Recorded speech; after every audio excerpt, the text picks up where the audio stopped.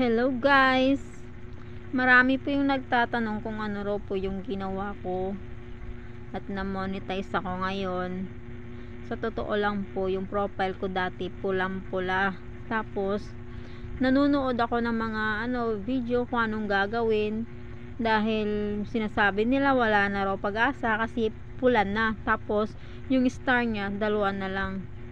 Na ano pa doon na dalawa na lang talaga at di na siya recommendable yung account, yung ko profile ko. Kaya ginawa ko na dahil mabot na ng 200k yung views na mga ko ina-upload ko, pero nawalan nga ako ng pag-asa dahil doon.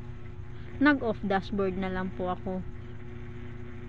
Kaya ayun, pag off ko lahat yun nag-back to zero, kumbaga hindi ko yung views na dati hindi na siya bumalik.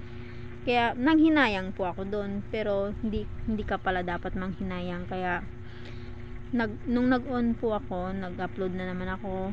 Tapos ganoon pa rin, pulang-pula pa rin po yung ko, yung profile ko. Tinamad na naman ako.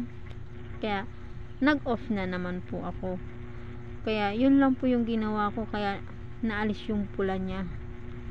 Kaya guys, huwag kayong mawala ng pag-asa kung namumula na yung profile nyo.